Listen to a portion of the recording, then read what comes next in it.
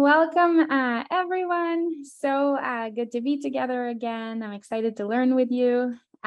Today's class is the second class of this series on Teshuvah, Tefillah, and Tzedakah in the age of social media with Rabbi Jonathan Ziring. If you wish to ask questions or make comments and you're here with us on Zoom, you can simply unmute and ask the question, or you can write it in the chat box. If you're watching us live on Facebook, welcome as well. You can write questions or comments as a comment on Facebook. While you are not talking, if you can stay muted, just so we can hear Rabbi Ziring in the best way.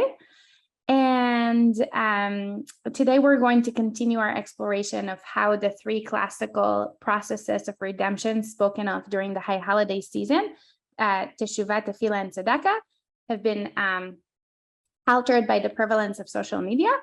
And we will turn to Tefillah for this week and focus on questions related to praying for those who we do not know. With that, I'll turn this to Rabbi Ziring. Okay. Thank you, Evie. Good to see everyone. So as Evie said, right, our goal for these three shiurim is to address the three sort of organizing mitzvot of this part of the year, Teshuvah, Tefillah, and Tzedakah, and to think about how social media and communications technologies has changed the way we relate to these mitzvot. This week we turn to Tefillah. Now, I assume that I'm not the only one who has this experience, but it seems like, unfortunately, pretty frequently, I will get through some sort of communication technology, whether it be a post on Facebook or a mass WhatsApp to my shul WhatsApp, or it be a email to a listserv that I'm on, or take your pick of the different mode of communication that you can have, that people will be asking to pray for such and such person to get better, whether they're sick or they were hurt in an accident, or in Israel often if they were hurt in an army accident or a terrorist attack. And I want to say at the beginning, right, obviously this is a wonderful thing that we care so much about people, and that we want to turn to the world and ask them to pray to God and to beseech God on behalf of this person. And it shows that we who post it care about that person. It shows that we believe in the potential power of prayer, in the power of tefillah. And at some level, that's obviously a great thing. But I think it's a great thing in a qualified way. It could be a great thing, but often I think it's not as good as it could be because of how we take it. I want to read you one source before I throw it out to questions, but I want to give an idea of why I don't think that this phenomenon is a unreservedly good phenomenon, and is rather something that we really have to assess seriously. So let me pull up the sources.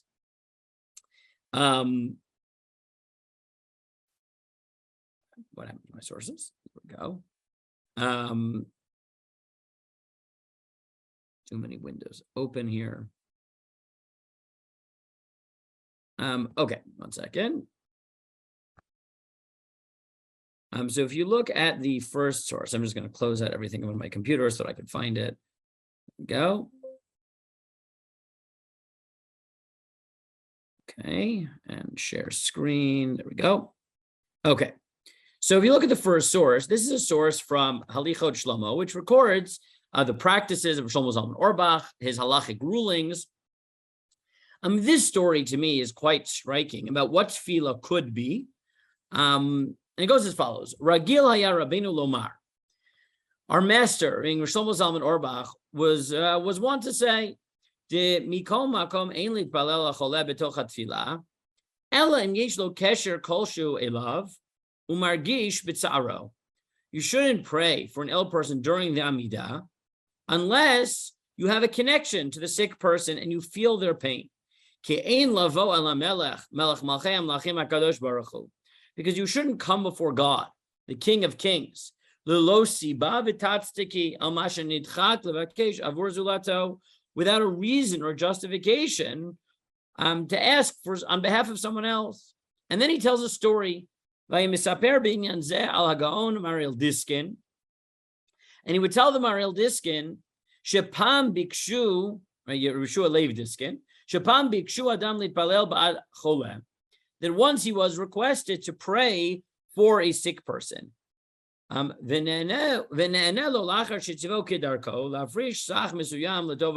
told me, and he told him, okay, but he would often tell them also, please dedicate some money to the orphanage for tzedakah. Ukavur zman ma pagshu hagril zal v'shalu lishlomo to'acholeh.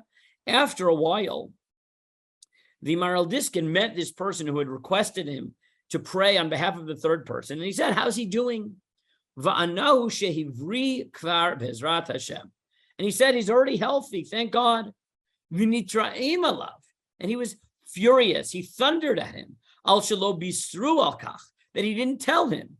V'trichu kol oto zman litpalel alav, that he caused him so much trouble to pray for him. But Amro, when he told him, V'chikala beinecha bakasha kazo b'tfilah, do you think that such a request is easy? Harei tzrichim l'chapes v'limtzo b'chol pam siba lehitpalel. Every time you pray, you have to find a reason to pray. Va'af Rabbeinu nitraim al davar zeh. And Rosh Zalman Auerbach, our master, also would thunder about this. Upam nazaf b'talmid she'icher milihodio al yeshuato b'chazdei Hashem. And he once got angry at someone for delaying telling him that he was saved by God.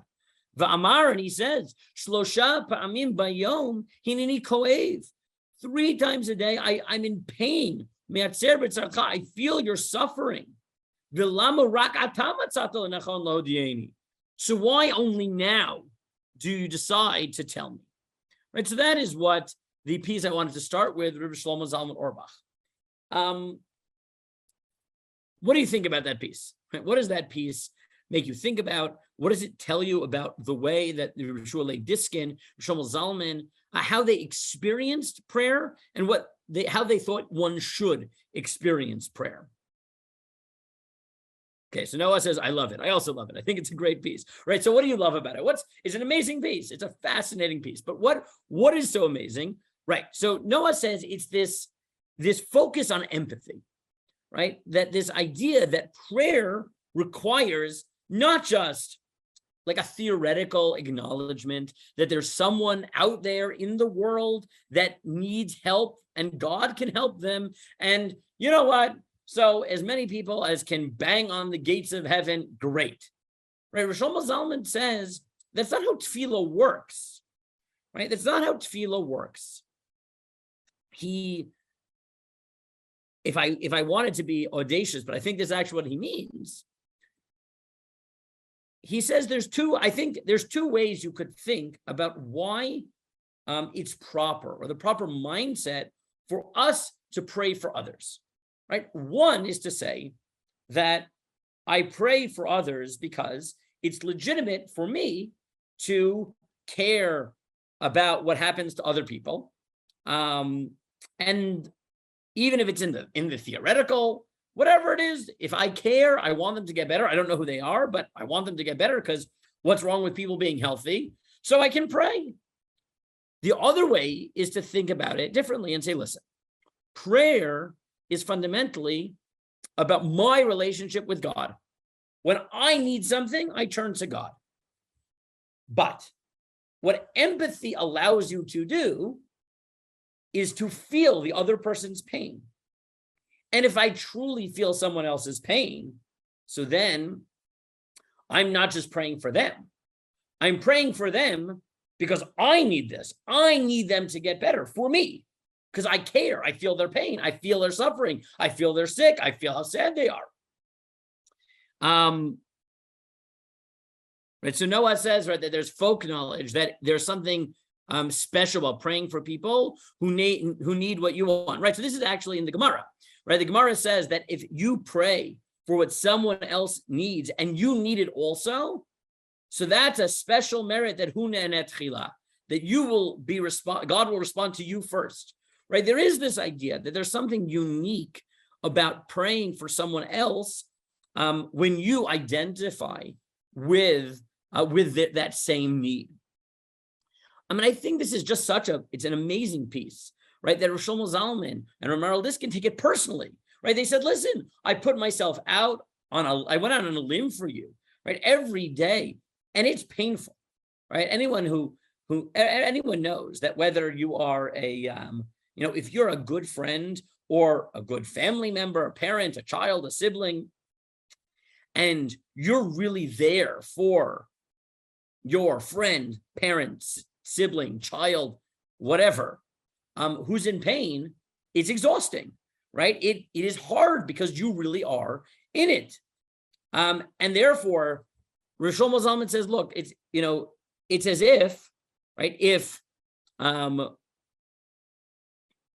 you were there with your best friend, your brother, your sister, and you're stressing out for weeks. They I don't know, they went for a general checkup, and the doctor sees something that could be cancerous, and they don't know, they want to run more tests. So you're there freaking out with them every night, right, on the phone, in person. And then the day comes and they go, and they have the test, they have the x-rays, they run all the tests, right?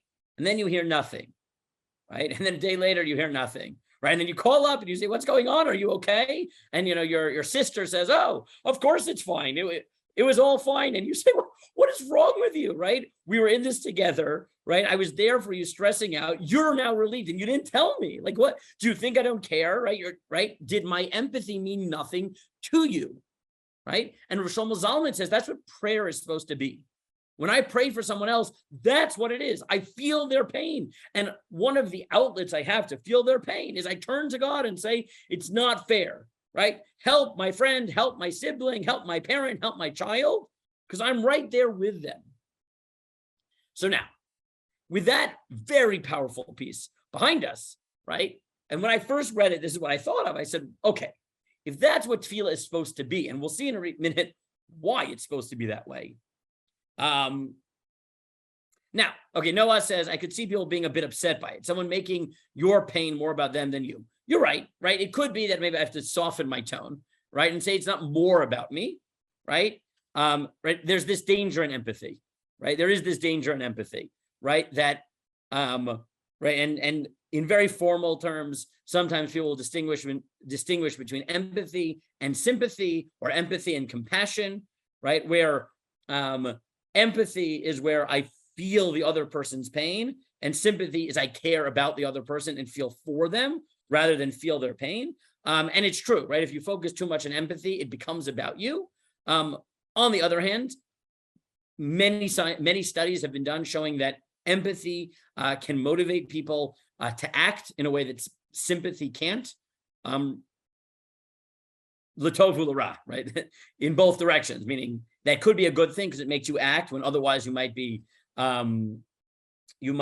apathetic. On the other hand, it can make you act in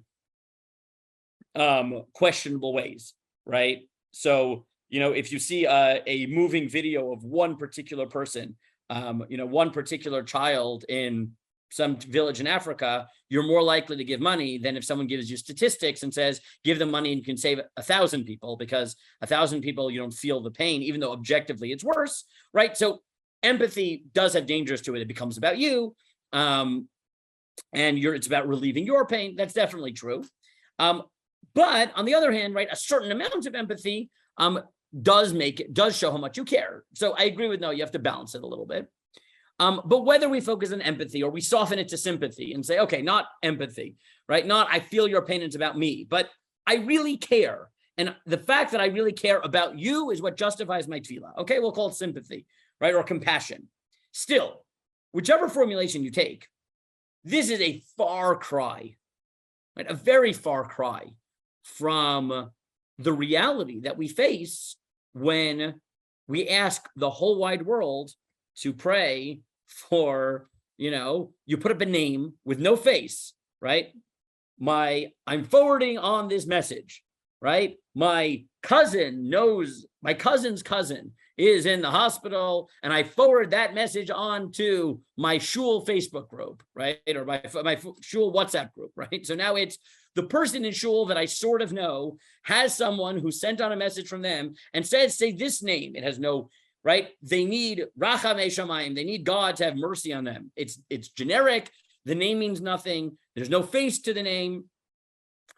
And the question is, okay, is that the type of thing we should be praying for, right? Is that real? Is that reaching this level of prayer? Yes, right. As Noah put it, right. It's like saying, "Hey, Hakadosh Baruch Hu, please help Ploni with the thing. Thanks." Yeah, that's exactly what it is, right? It's like, I don't know what's going on, but like, sure, it can't hurt, right? It's like when people send out, sometimes they'll do like these government petitions, right? So there's the people who really care, and then there are the people who, like, if they send you the form letter, dear Congressman X, right? Please vote on bill, blah, blah, blah, because it's important, blah, blah, blah, blah, blah, right? And then they just say, like, fill in your name, right? Fill in your name and send. I mean, maybe it helps in numbers, but like, that's not really caring. So what I wanted to do is try to understand the halachot of tefillah, and specifically davening for other people, figure out where this ethos comes from that Rosh Zalman has, and then suggest maybe a way in which we could properly frame the way that we pray for other people. In the end, if we have time, we'll deal with a much smaller question, which is in terms of the benefits of praying for someone in their presence rather than not in their presence. If we have time at the end, then we'll get to that. So let's turn back to the sources. So where does Rosh Zalman, or where does Maral Diskin get this idea? So here I want to take a little bit of a tour through Tefillah briefly. So the second source I have here is from the Avudraham.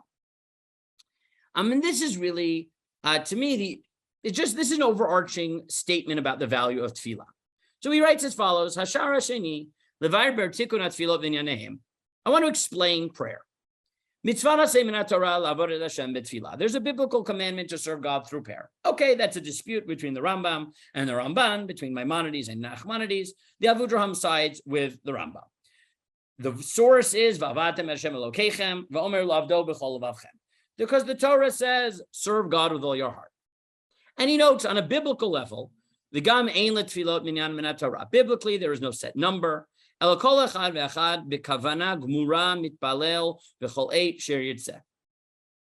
biblical level, you pray with intent whenever you want. Whether a little or a lot, it will go up and be accepted with grace.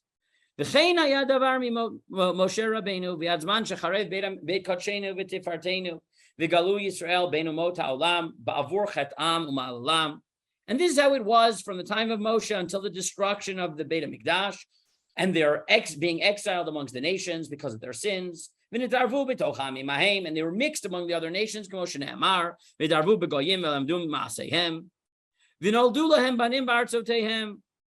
And they had children. And their language got mixed up. They got mixed up with all different types of languages: Moaviot, Ammoniot, Adomiot, Sidoniot, Chitiot, Kemoshe Ne'amar. And he quotes a verse in Nehemiah: Uvneihem, their children, Chatzi medaber Ashdodit, ve'einam makirim medaber Yehudit, kilashon va'am. They knew Ashdodit, they knew Moavit, but they didn't know Jewish.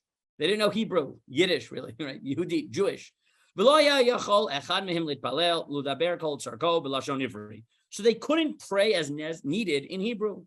Kin b'shibush, with confusion, v'tarovet lashon nochrim, and mixed the language of the nations. Utihi lashon ha'emet lechala v'cher zached min aretz. The true language was forgotten.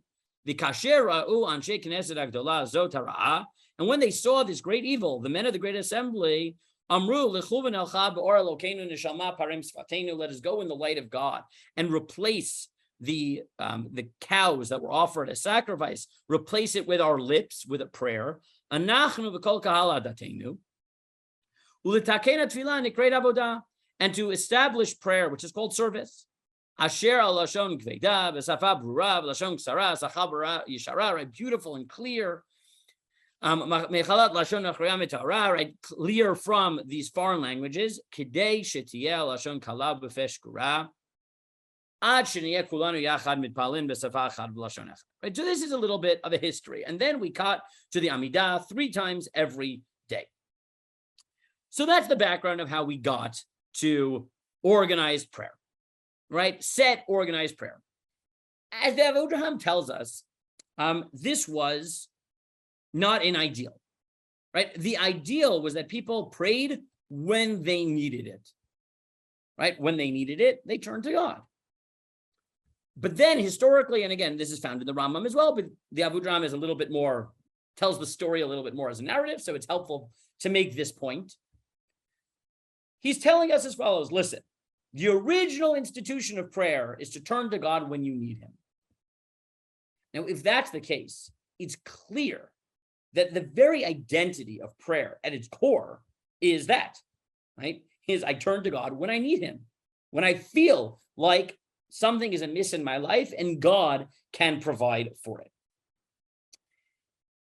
The original impetus for the formalized prayer that we have was that people lost the ability to be eloquent. It sounds like, and this is, I think, even clearer in the Rambam, that it's not just they didn't know Hebrew, it's that they didn't know any particular language perfectly, right? They spoke sort of a jumble, right? They knew a little bit of this and a little bit of that. So you're allowed to pray in languages other than Lashon HaKodesh, other than Hebrew, but they couldn't speak any language properly, right? They just had this jumbled up language, a little bit of Ashdodit and a little bit of Moavit and maybe a little bit of Hebrew. So they just couldn't be eloquent and they couldn't turn to God properly. So the Anshe Knesset Agdolah, the men of the Great Assembly, said, fine, we'll set up formalized prayer. But this historical reality points to the following. The ideal is that the feeling behind prayer should be, I need something from God, right? Rabbi Soloveitchik says this in many places, that leave mysticism aside. The simple understanding of prayer is that it celebrates the humanity, right? The religious value of being human, right? That to be human is to need, is to lack. And to be a religious human is to recognize that when I need and when I lack, God is the proper address. For technical reasons, we ended up with formalized prayer. The problem with formalized prayer, right? The benefit is, okay, now you have an eloquently written text. Great. The danger of formalized prayer is you lose prayer's heart, which is I, Jonathan Ziring, need something from God, and therefore I turn to him. Because, in the past, if I had someone sick in my family, so I would turn to God and say, heal them. But maybe, right, and if I committed a sin, I would ask for forgiveness, right? But if I at the moment don't know anyone sick, or thank God I have, oh, my screen is freezing. That's not good. Okay. Can you hear me? Yeah, okay. The screen just, don't know what that happened there. Okay. If I needed something, I turned to God. But what if, thank God, life is good, everyone's healthy. I might not turn to God, right? I have a good job. I wouldn't turn to God and say, I need sustenance. But now I make sure 3 times a day I say Refaenu, I say Barech Aleinu.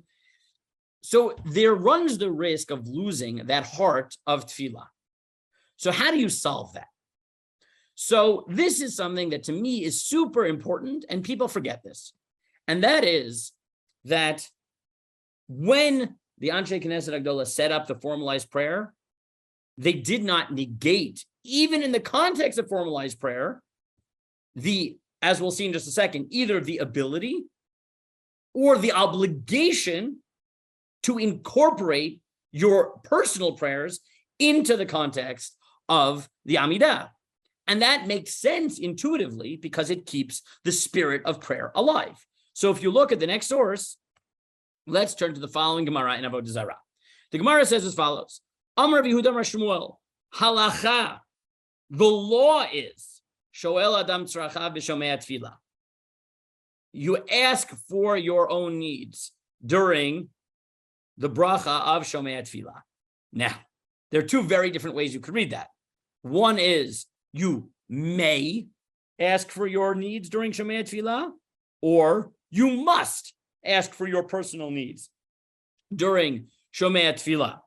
So if you continue, Amar Yehuda, Amar Yehuda, Amar Shmuel halacha kedivrei chachamim. This is the law. And Amar Yehuda b'rei Rav Shmuel bar shelet mishmei de Rav. Af al pisha amru shoel adam tzrachav v'shomei tefillah. Even though we say that a person can or must, may or must, ask for his needs in the catch-all blessing of listen to my prayer. Aval imbal omar b'sov kol bracha u'bracha me'ein kol bracha u'bracha. If you want to add in the end of each blessing something that's on theme, so you can or must. Again, we'll see, can, may, or must. So if I have a sick person in my house, I mention in Rifainu, as the Gemara continues, Amar Rabbi bar Ashi Amar Rav, Afal Pisha Amru Shoel Adam Tzrachav V'Shomei Tefillah, even though a person may or must ask for his needs in the blessing of listen to my prayer, Im Yesh Choleh B'toch Beito, if he has a sick person in his home. Now that is also based on what we saw before, a very suggestive phrase, because it implies someone who's sick with whom you have a very deep connection. Omer b'birkat cholim. You pray in Rifainu, in the blessing for health for that person. V'im sarich leparnasa, and if you need sustenance, Omer b'birkat hashanim. And Amr Rabbi Shua ben Levi, afal pisha amru shoel adam tzrachav v'shomei tefillah. Even though we said that a person may or must ask for his needs in the bracha of shomei tefillah, aval im balomar achar tefilato, afilu keseder yom kippurim, Omer, if at the end of the Amidah you want to say a whole litany of personal requests as long as the confession on Yom Kippur, you may. Okay? So the Gemara here, and it's a little bit of a confusing Gemara, tells you that there are three places in Tefillah when you may or must ask for your personal requests. One is Shomei Tefillah. Two is in the thematic blessing of that which you need. And the third is at the end of Tefillah. And the questions we have to ask on this is, okay, what is the difference between these three? Right? What is it? Just like I have three options to say it wherever I want? And as I kept saying over and over, is this an obligation or a permission? And as we'll see, the positions that are taken by the Rishonim really highlight the different types of requests that we can have, and how, as I said, reading the Avudraham, the institution of formalized prayer did not replace that need for prayer to be something personal, for a deeply visceral lack in your life, but it rather reoriented or reorganized the way that we channel that emotional plea. So if you continue in the sources, Rabbeinu Yonah is probably the most organized presentation of this. I gave you, because it's a little bit complicated, instead of giving you a straight translation, I gave you a summary here of what we're going to read. So if it starts getting confusing, there's a summary right here. So he says, this divides into four different laws. First law, Shebiberkat Shomei Tefillah Yachol Lishol Kol Tzrachav B'chol Inyan Sheyirtzeh. Shebiberkat Shomei Tefillah Kolelet Kol Atzrachim Ulekach Nitkina. First law is that you may add any request in Shomei Tefillah because it's a catch-all. Listen to my prayer, oh God. And that's why it's there as a catch-all. Law 2. Vadina Sheni. Shimba lomar besof kol bracha bracha me'in kol bracha bracha. At the end of each thematic blessing, if you want to add something on theme, Omer, you may. Va'afilu shelo yeh l'tzarko mamash, mutar. Kevan shomer otan b'lashon rabim. Even if it's not really your need, you're allowed to say it because you say it in a communal language. Miu b'lashon yachid asur la'omro. Kevan she'ono eno omer oto ba'avur kol Yisrael veheve hafsaka. You're not allowed to say it in personal language at the end of each blessing because that would be off theme, because the blessings themselves are framed in a communal language. The davka shechol lo'amro b'lashon rabim b'sof kol bracha bracha shekevan sheishlim kvar ma shetiknu chachamim l'chiyuv gamor. Because after you finished what the sages set up as a straight obligation, ein lachush b'meshem mosif achar kach. So you don't have to worry about what you add afterwards. Avol be'emtza bracha lo. But in the middle of the blessing, you can't. The kevan the shoel tzarchei rabim be'emtza bracha nir'eh kemosif al matbeh shetiknu chachamim. Because to add in the middle of the blessing would be to add to the text of the prayer, and you can't do that. Hadin ashlishi, the third, she'im shoel hu tzrachav mamash. If you're asking for your needs, kegon shoel al choleh sheyesh lo beveito sheyitrapeh. You're asking about a sick person in your home, v'chayotze bo, or something similar.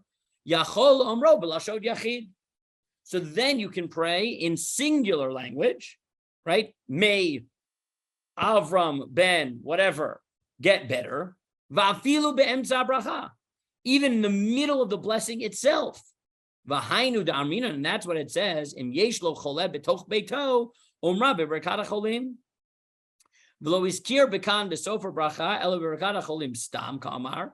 It's right. This was just an example. Demas v'afilu be'emtza bracha yashol lishol tzrachav. Even in the middle, kevan shetzarich lo lefi sha'ah v'sheomer to b'lashon yachid shelo yidmeh kimosiv al matbeh shetiknu chachamim. And there, in the middle of the blessing, you say it specifically in singular language to make it clear that you're not changing the text, you're asking for your personal request. V'adina revi'i shebesofa tefillah bein kodem yilaratzon bein achar yilaratzon yachol laharich v'lomar kertzono bein lashod bein v'lashon rabim bein tzarchav mamash bein tzarkei tzibor. And then at the end of the blessing, you can say whatever you want at whatever length you want. Right? So Rabbeinu Yonah has 4 categories. And what you see in Rabbeinu Yonah is a very careful conceptual construct of the different levels of prayer. So he says as follows: listen, if this is something that is on theme, but it's not really about you, it has a place in prayer. And that place is at the end of the blessings that are on theme, but using communal language. Because then, okay, it doesn't really affect you directly, but the blessing is framed in communal language, so it's legitimate to care about the community and talk about somebody else in that context because they're part of the community. Then he reads the Talmud very carefully, and it says, but the Talmud says that im yesh lo choleh betoch beito, if you have a sick person in your home, so then you can add it in the blessing itself, right? He says, if it's your personal problem, so then that is important. And that is so important that it can be integrated into the blessing itself. Now, again, for none of these does he think it's an obligation, but he thinks you can integrate it into the blessing itself. Then Shomei Tefillah lets you add more generic requests. And then at the end of prayer, it lets you even more generic requests. In Shomei Tefillah, presumably there's a length limit, right? Speak briefly about sort of generic things. And if you really, want to talk about things that concern you in a general sense and you want to talk about it for 3 hours, Good. At the end of Tefillah, after you've said everything, turn to God, say whatever you want, however you want, as long as you want, right? And what you see in Rabbeinu Yonah, so first of all, Rabbeinu Yonah, he says it's all permission, right? You're not obligated to do this. But he says if you want to, even the Amidah itself is constructed in such a way that you can integrate your personal prayer and bring back that original idea of prayer, right? That prayer is about what you need. But what prayer does is that it allows you to recognize different levels at how much you care and how personal something is. So the most personal is so quintessentially prayer that you're allowed to integrate it into the thematic blessings themselves. Things that affect other people that I care about, but it's not my number one priority, I can integrate at the end of the blessing in communal language, acknowledging that I care, but I don't care in the same way. I care as a member of a community, but not because this is my problem. And then we have two places where if you want to have a conversation with God and you want to just talk to him and say, listen, these are the things that I really care about. But like in the back of my mind, I've sort of been stressing about, I read a report that maybe, there was some disruption in the production process of, the vanilla beans in Madagascar. And so the prices of vanilla are going to go up. If people were following this was real, but it's sort of at the end of this, right? And like, that worries me because what if I start making vanilla bean ice cream at home? It'll be very expensive. I mean, it's not like the first priority in my mind, but like, I'm already talking to you, God, and like, you can affect how well the vanilla beans grow in Madagascar. So like, okay, that's a nice conversation, but that's at the end of prayer, because prayer is supposed to organize you to recognize that, yes, you're allowed to care about whatever you want, but they're not all requests are the same. A sick sibling, child, or parent is not the same as a sick person that my neighbor's sibling's cousin has that maybe I care about generically. And none of that is the same as like the things that like are an afterthought that, the same way if you're talking to a friend, there's the things that you talk about first and the things that like, if you decide to sit in Starbucks all day and just catch up for years. So there's the things that you talk about what's new at the beginning. And then like the things after 3 hours, what's new? Oh, I mean, this is not the thing I would tell you, but like it happens to also be new. And like, right?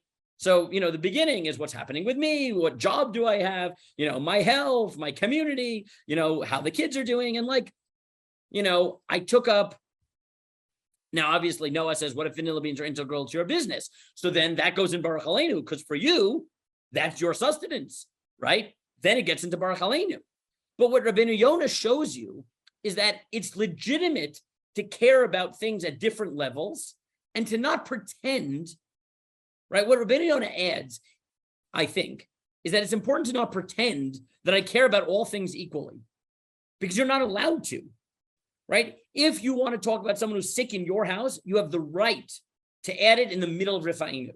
If you want to talk about some sick person in the community you don't have a personal connection to, according to Rabbeinu Yonah, you have the right to add it, but not in the middle of the bracha, but at the end and in a communal language.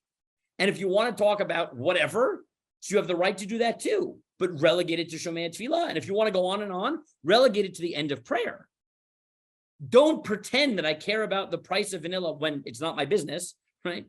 The same way I care about a sick child, right? That does a disservice to what prayer is. Now, if you continue in the sources, the Beit Yosef quotes two other positions. He quotes the Rush, Lo hizkir davar mikol elu achilukim. Mash mashu mefaresh ein chiluk ben shoel beemtza bracha l'shoel besof bechol makom yachol l'shol ben b'lashon rabim ben b'lashon yachid v'din shomea shaveh l'shar tefilot bechol davar. Ela shebeshomea tefillah shoel kol tzrachav me'ezeh men sheyeh v'shar brachot eina shoel bechol bracha ela me'eino ta bracha. So the Rush denies all of this, and the Rush says, no, I don't buy any of this.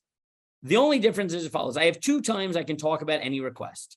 I can talk about it in Shomei Tefillah, And then I can talk about anything, or I can talk about it in the thematic blessing. I can do whatever I want. Va'od yesh lomar, disov kol bracha, lav lemute be'emtza, and lemute shelo yishal b'tchilat bracha. Or alternatively, when he says that you can ask at the end, it just means don't ask at the beginning, right? So the Beit Yosef quotes the Rosh, who's like the very opposite of Rabbeinu Yonah, which is like, listen, there are none of these fine distinctions. You can ask, either you ask in the middle or you ask at the end. If it's in the middle, so make sure it's on theme. It's the end. It doesn't matter. And that's a very different view of Tefillah, right? That's just saying, listen, at this point in Tefillah, you need something, so ask God and make sure it's on theme. That's all. It loses a lot of that, right? Distinctions that Rabbeinu Yonah forces you to think about. And then I gave you 3 more positions. You know what? I'm going to skip for a second. No, I'll go in order here. Tosfot says, Im balomar achar tfilato af seder Yom Kippurim omer, mashma ve'emtza tfilato lo. So Tosfot says the only real distinction is length. You can, in the thematic blessings, you can ask about the theme, short. In Shema Kolenu, you can ask about whatever you want, but make it short. And at the end of prayer, you can daven whatever you want, and you can go on for as long as you want. Okay, so like the Rosh, I don't think this really sharpens our distinction of what Tefillah is. But the Meiri and the Ran really do. Let's skip to the Ran. The Ran, for me, is quite radical and very powerful. And he says as follows, If you have a sick person in your house, you say it in Birkat HaCholim. Now, as we saw in Tosfot and the Rosh and Rabbeinu Yonah, they read all these lines as you may request this in prayer. The Ran says that's not right. It's not may, it's must. Perish. If you have a sick person in your house and you get to Refainu, you are not allowed to wait until Shomei Tefillah. That's a lost opportunity. What do you think Refainu is about if it's not about praying for someone in your house? But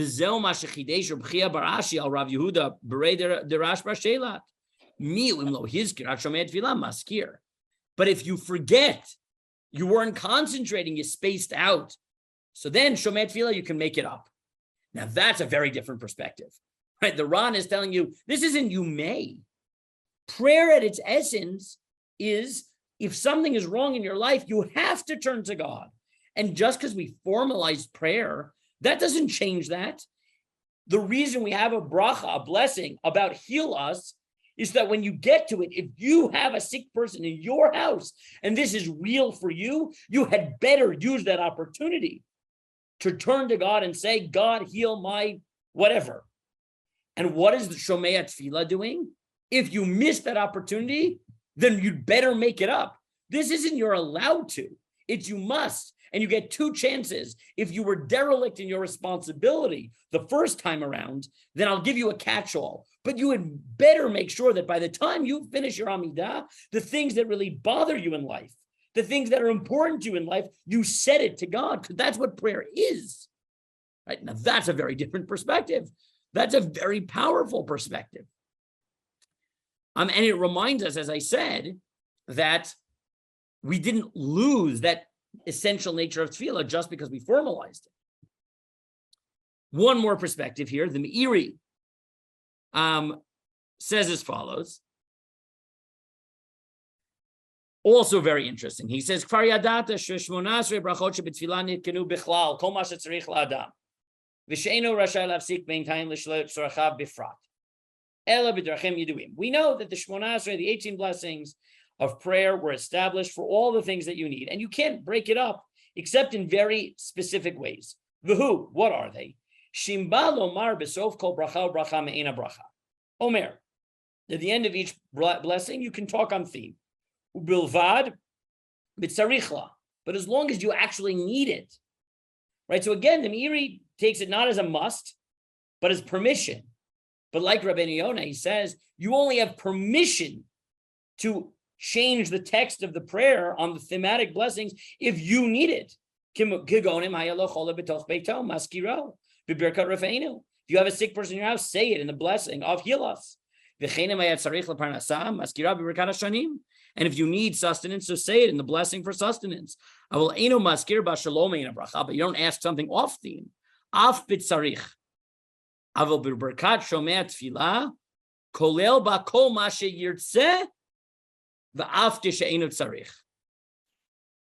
Right? And then he makes this amazing line. He says, Shomei Tefillah is what I want, not need. Right? The thematic blessings are for what I need. Shomei Tefillah is for what I want. That, I think, is also a very fascinating perspective. So now, right, to review the perspectives, we'll leave the Rosh and Tosfot on the side, who distinguish between length. But Rabbeinu Yonah, the Meiri, and the Ran give us three very important perspectives. The Ran tells us that this isn't about an option. Tefillah must be real. And if something in your life bothers you, you must integrate it in thematic blessing, but you get a second chance in Shomei Tefillah and a third chance at the end of prayer. The Meiri says, in Tefillah, you need to distinguish between needs and wants.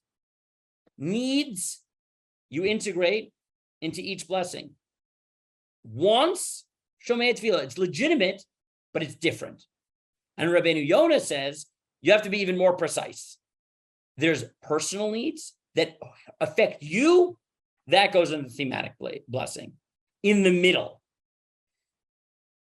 thematically important blessings, requests that don't touch you as directly in the blessing, but in communal language, because it's not my problem. I identify as part of a community, and that's why I pray. Shomei Tefillah and the end of prayer, I can go off. I can talk about things that are a little bit less related. And Livia says that Shomei Tefillah is also praising God, listening. Yeah, Shomei Tefillah is this interesting thing, right? That it's not just a request. It's also thanking God for the fact that he listens, which is a good time to all-inclusively talk to God. And Noah adds that this sounds like good advice for communicating with a spouse or another close person, right? To be able to distinguish and say, listen, there's the things I need, there's the things I want, there are first order requests, there are second order requests.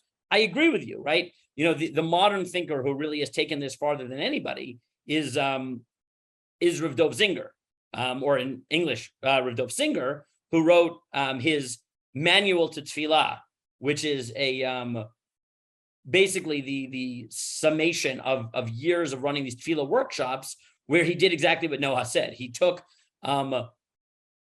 techniques from therapy of how you get people to talk to each other and applied it to God, right? And then he came out with this book. It's behind me at my head somewhere here, called Prayer. If I have it quickly, yeah. They published it in English, right? Prepare my prayer. There you go, right? Where that's exactly what he does, right? And he goes through these different exercises you can do that use advice from relationships, recipes. That's right, recipes, as Noah says, for improving your relationship with God. So now, if we briefly, I'll share that the Birkei Yosef quotes the Mari Molko that says, okay, maybe certain more Kabbalistic thinkers are less comfortable with actually verbalizing requests in the middle of prayer, so they suggest thinking it. Okay, one more source, and then I want to sort of show how this manifests itself in social media. So the Piskei Teshuvah, which is a Hasidish halachic code, he writes something which I think really emerges from the discussion we've seen, and he says, there's extra importance as evidence in that which you add to your prayer. It's a biblical mitzvah. Prayer is a biblical mitzvah that requires intention of the heart. And our great iniquity, since we're so habituated to prayer, your mouth is there, but your heart is gone. But when you add your personal requests that you need that arise anew daily, for health and for wealth and for success in Torah, and that Torah stays with your family, and everything else you need, that's the only prayer that comes out of the wall of your heart, right? If you don't have personal requests, then you've lost what prayer is about, right? That's why this is so important. So now if we come back to the opening question that I said, so how do we relate to the Facebook post, WhatsApp message, sign on the shul bulletin board, right? Mass email to a listserv, pray for my cousins, neighbors, whatever. So these are the options I can think of. You could, if you were a really big tzaddik like Rosh Shlomo Zalman Auerbach, and you could, as that story describes, get to the point that a total stranger to you, you can develop the compassion that it bothers you that Avram ben Sarah is sick, and that bothers you, and that every day, 3 times a day, it bothers you to the point where if they don't tell you, you're angry at them. So fine, you can pray for any stranger anywhere you want in prayer, because for you it's real. But what we've seen from Rabbeinu Yonah and from the Meiri and from the Ran and from the Piskei Teshuvah is that it does a disservice to prayer. It dilutes it if we forget how much prayer is supposed to be about what you need and what you care about. You are allowed to care about things that are not at the forefront of your mind, but you need to be honest and not dilute what prayer is. So if there's someone you really care about, so for Rabbeinu Yonah, that's what you say in Rifa'inu. If there's somebody that's part of your community, you don't really know them, but you found out through a WhatsApp, through a Facebook post, through a post in the shul bulletin that they're sick, and you're like, oh, I know who that is. I mean, I'll be honest, it's not killing me that I don't think about it day and night. I barely see the person, but you know what? I mean, they seem like a wonderful person. It does bother me. So for Rabbeinu Yonah, that's what you say at the end of the blessing in communal language. You say, because it's my community, right? There's someone who's sick. And then if there are things, right, that are really off the beaten track, right? Like someone posted an article about there might be a problem with vanilla. In the back of my mind, it matters. It wasn't like on the forefront of my mind. It doesn't really bother me, but like I'm having a conversation with God. So for Rabbeinu Yonah, great. That's what you say in Shomei Tefillah. And you want to talk about it for an hour? Fine, do it at the end of Tefillah. But acknowledge that the way you care about a friend or a family member who's sick isn't and should not be the same way you care about a stranger, because that's not how we actually feel. And if we treat them the same in prayer, then we don't understand what prayer is. Right? Prayer recognizes the distinctions between the human experience of caring for a family member and a friend, and caring as part of a community, and caring for things deeply, and caring for things at the back of my mind. And what Rabbeinu Yonah tells us is you must acknowledge those distinctions in your prayer, or prayer isn't real. And the Ran says, listen, it's not just that. The things that you do really care about, you must talk about. The things you don't care about, if you want to, you can. And the Meiri even more specifically, right? The middle blessings are about what you need. The end blessing, Shema Koleinu, is what you want. So you want to talk about someone who you don't really know in Shema Koleinu, something you want, you don't feel viscerally, fine. Now, Noah notes correctly that these are not hard and fast categories, right? There might be flexibility, right? And this appears in the laws about prayers around sickness. right, and pandemic, and all the discussions in Ta'anit, right, where, yes, when it comes to an epidemic, I might really care that someone is sick 1,000 miles away because it could affect me or the people I care about or society, and I really do care. You're right, right? Now, it happens to be that we have different types of prayer that are specifically meant for communal problems like epidemics. I think exactly for that reason, that it shifts the equation in very important ways.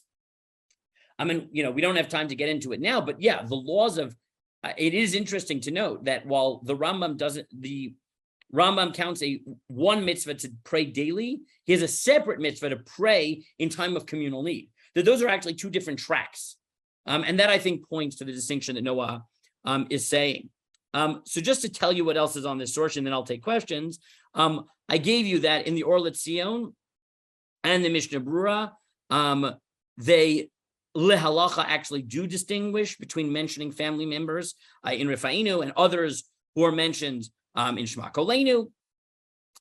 So it's not just theoretical, like some position in the medieval period distinguished, right? Lehalacha, these are two 20th century authorities who think that, yeah, you actually should make these distinctions.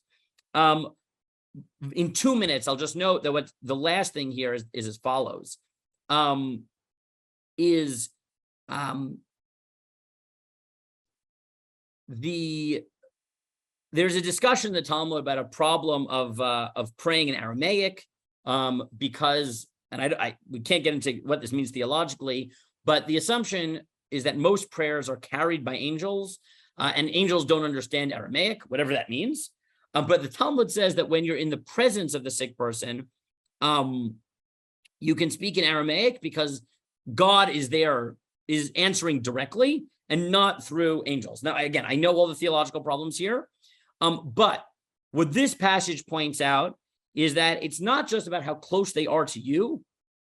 Physical proximity to the person in need also transforms the nature of prayer, right? That even someone I care about, there's something different about being in their presence and saying, God, look at them, right? That is somehow a more direct prayer. And to realize that even people I'm close to, it's different to pray for them when they're present and when they're not.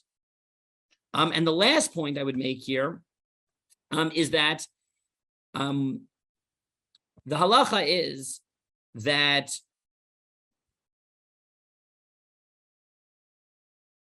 when you are present with the sick person, you don't have to use their name.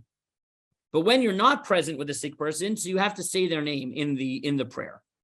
And the Khatam Sofer says, interestingly, that is why being present with the sick person is important, because Kabbalistically, he says that when you mention someone's name, that invokes God's justice. Again, I don't pretend to know exactly what this means, but it invokes God's justice. And therefore, it's a dangerous way to pray, because on the one hand, you're requesting that God heal them, but on the other hand, you're invoking God's justice about Avram ben Sarah. But if you're in their presence, then you don't have to say their name, and therefore, you only tap into God's mercy and not into its justice. Again, I don't know what that means, but what I take from it is that in prayer, there is a benefit to physical presence, right? To a visceral connection. And in fact, you'll see that in the Rishonim and in the Poskim, part of the mitzvah of Bikur Cholim, of visiting the sick, is praying, specifically in their presence, it being the ideal type. And that, of course, that level of prayer, that direct connection to God, that extra mercy they're talking about, whatever exactly it means, it reminds us that even for the people we care about, you can't quite replace face-to-face connection with anything. I mean, that's, I think, also something that's important to.